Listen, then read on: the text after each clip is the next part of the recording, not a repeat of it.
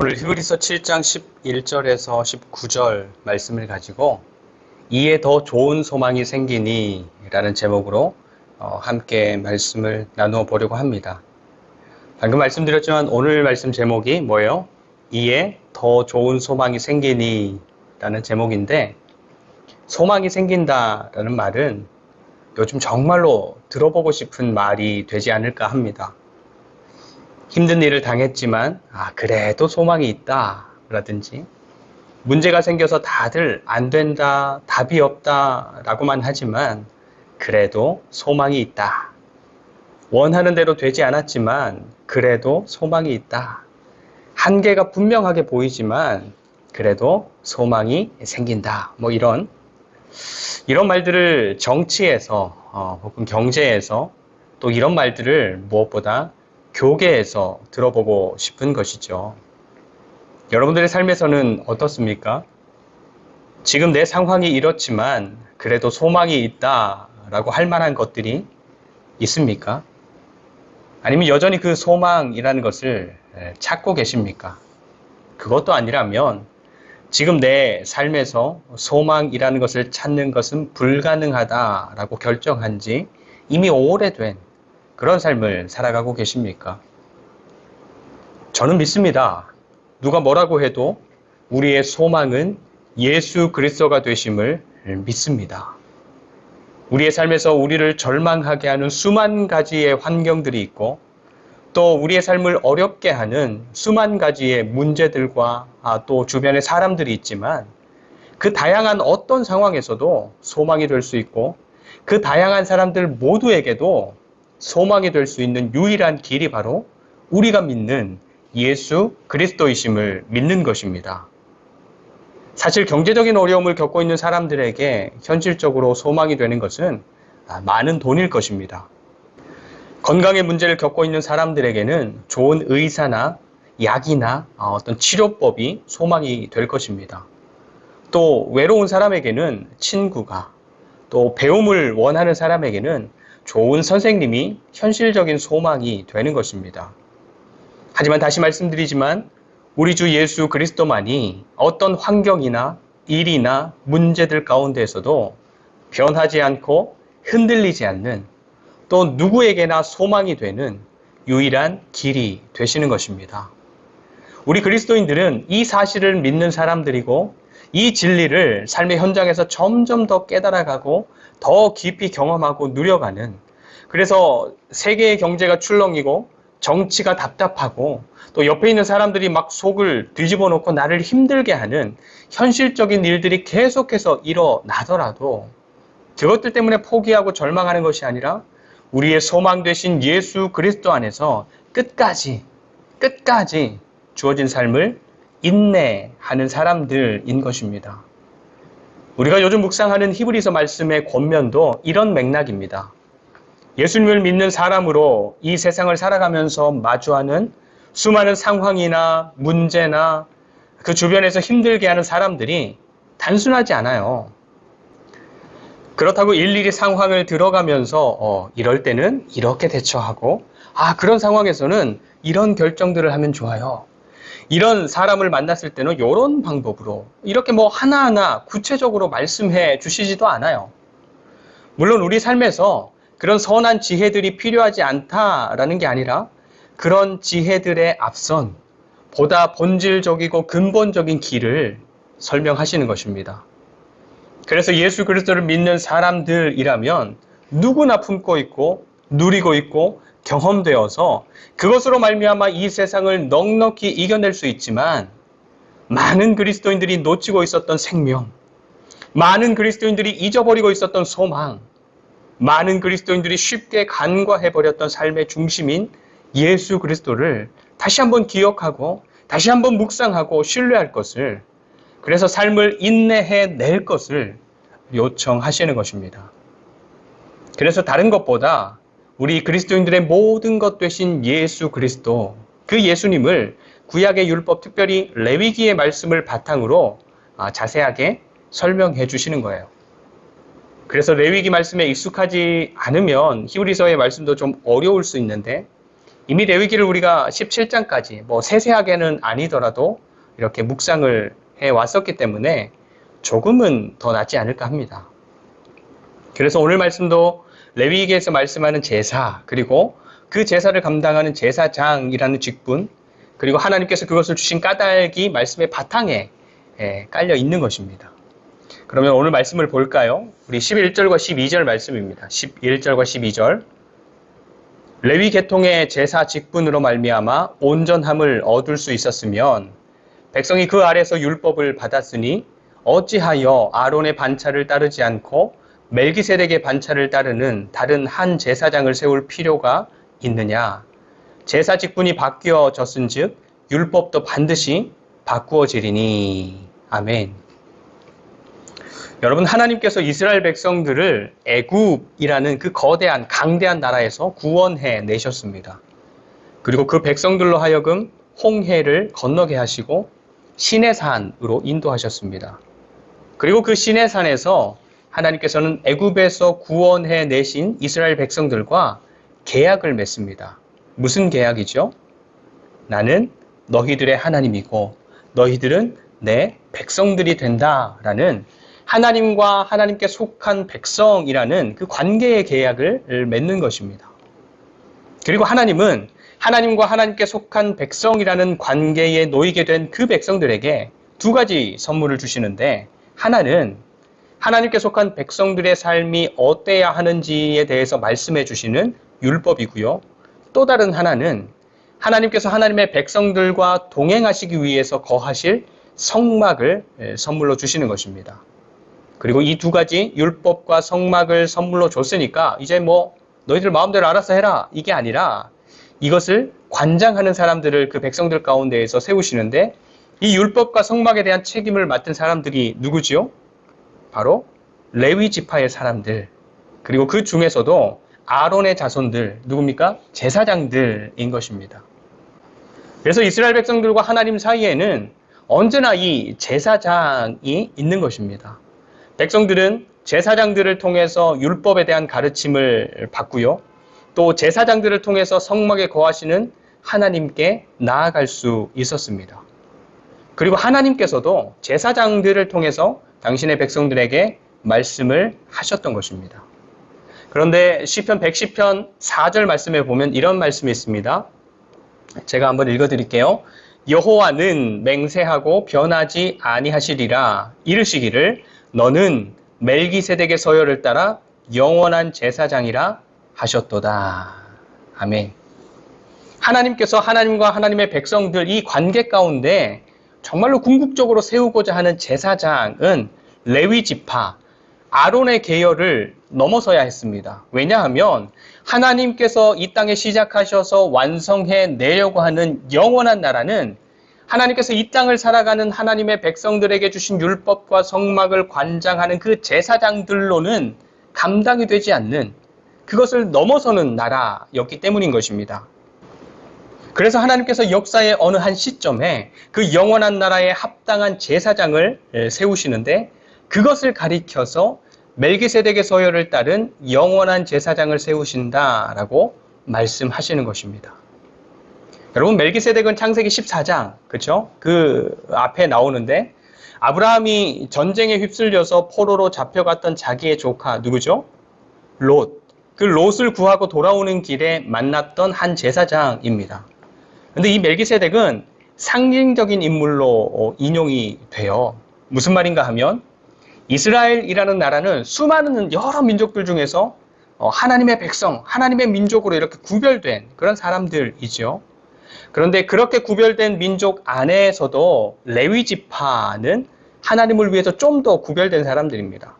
그리고 그 레위 지파 안에서도 아론의 자손, 제사장들은 좀 더 구별된 사람들인 것입니다. 그런데 그렇게 구별된 대제사장, 제사장, 레위 지파를 포함한 이스라엘 백성, 그 백성들의 조상, 시조가 누구예요? 아브라함이죠, 아브라함. 그런데 그 아브라함이 자기가 얻은 재물의 10분의 1을 구별해서 드린 사람이 있었어요. 그리고 그렇게 예물을 드리는 아브라함을 축복했던 사람이 있었어요. 그게 누구예요? 아까 말했던 멜기세덱. 창세기 14장의 멜기세덱입니다. 창세기에서는 이 멜기세덱을 지극히 높으신 하나님의 제사장이라고 설명을 합니다. 그리고 오늘 히브리서 7장에서도 많은 설명들을 전반부에 하고 있죠. 그런데 쉽게 말하면 이것입니다. 이 멜기세덱은 이스라엘 민족이 이 세상에 형성되기도 전에 있었던 하나님의 제사장이라는 거예요. 그리고 이 멜기세덱은 이스라엘 민족이 이 세상에 존재하기도 전에 아브라함 속에 있었던 때니까 이미 그 민족으로부터 10분의 1의 제물을 받았던 제사장이고, 또 아브라함 속에 있었던 그 민족을 축복한 신비로움 속에 있는 하나님의 제사장이었다라는 것입니다. 그래서 이 멜기세덱은 하나님께서 이스라엘 민족 가운데 세우신 제사장, 하나님을 위해서 구별하고 또 구별하고 또 구별해서 세운 사람을 훨씬 넘어서는 사람이었기 때문에 하나님께서 세상의 역사 가운데에서 시작하시고 완성하시는 그 영원한 나라를 위한 영원한 제사장을 상징하는 인물로 인용되는 것입니다. 이스라엘 나라를 위해서는 아론 계열의 제사장이 필요한 것이지만 영원한 나라를 위해서는 아론 계열을 넘어서는 제사장, 오늘 15절에 멜기세덱과 같은 제사장이 필요했다라는 것입니다. 그래서 그 옛날 이스라엘 백성들이 아론 계열의 제사장들을 통해서 하나님께서 임재하시는 성막에, 또 나중에는 성전에 나아갔던 것처럼 오늘날 하나님의 백성들은 멜기세덱과 같은 제사장, 누구입니까? 예수 그리스도를 통해서 하나님으로 충만한, 하나님께서 통치하시는 하나님 나라를 살게 되는 것입니다. 그래서 하나님 앞에 나아가고 하나님을 경험하고 하나님과 동행하는 것은 누구에게나 열려있는 길이고 어떤 상황에서도 가능한 길이 되는 것입니다. 왜냐하면 우리가 의지하고 의뢰하는 그 예수님을 막을 존재나 상황은 이 세상에 존재하지 않기 때문인 것입니다.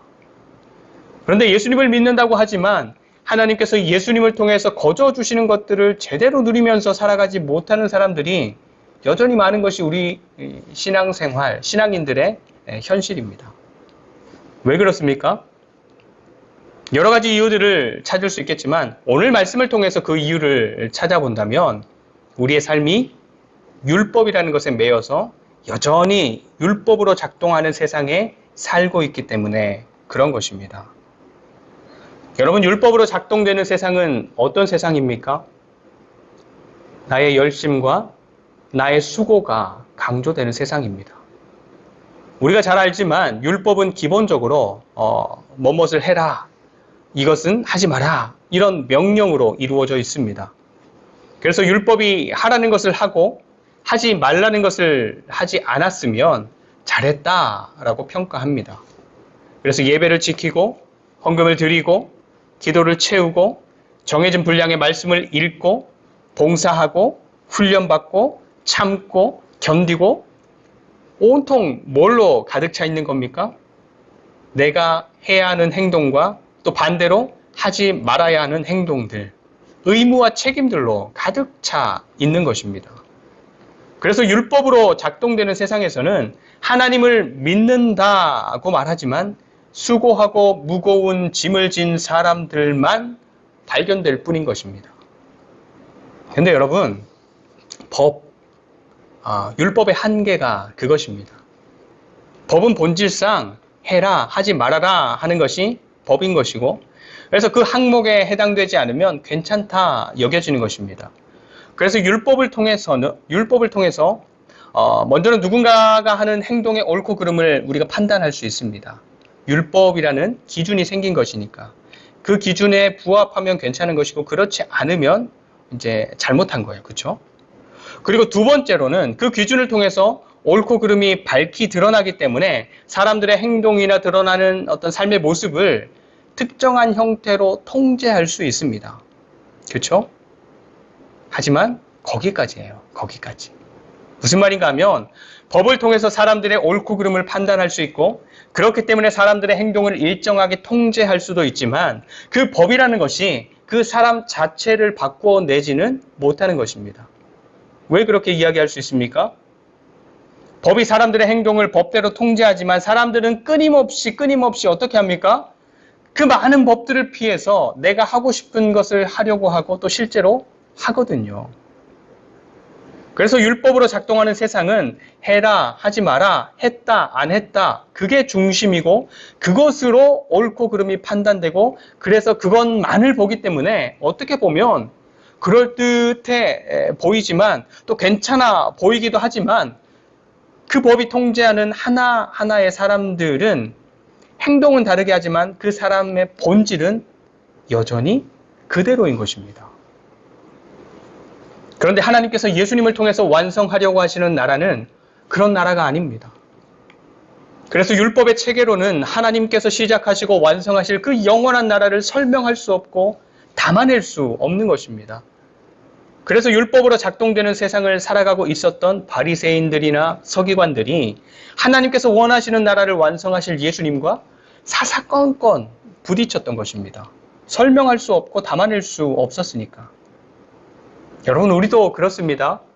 우리의 시선이나 평가, 그리고 우리의 수고와 열심이 내가 무엇인가를 하는 것, 내가 무엇인가를 이루는 것, 완성하는 것, 이쪽에 가 있으면 우리의 삶도요, 하나님께서 완성해 가시는 그 영원한 나라가 아니라 율법으로 작동되는 세상에서 열심히 애는 쓰는데, 그래서 사람들은 야, 열심히 잘한다, 수고한다, 최고다 라고 평가해 주기는 하는데, 정작 나는, 그렇게 열심히 애쓰는 나는 점점 더 힘들고 내 삶은 점점 더 망가져 가는 것 같은 그런 삶을 살게 되는 것입니다. 그러면 어떻게 옮겨가야 합니까? 우리의 시선이 내가 해야 되는 것, 그리고 내가 한 것이 아니라 하나님께서 나를 위해 하신 것, 하나님께서 나를 위해서 이루신 것, 또 하나님께서 나를 위해서 이루실 것, 그런 것들로 우리의 시선이 옮겨가야 우리에게 지워진 책임과 의무와 부담과 정죄, 이런 것들에서 벗어나서 하나님께서 주시는 자유와 평안과 기쁨과 풍성함들을 실제로 누리게 되는 것입니다.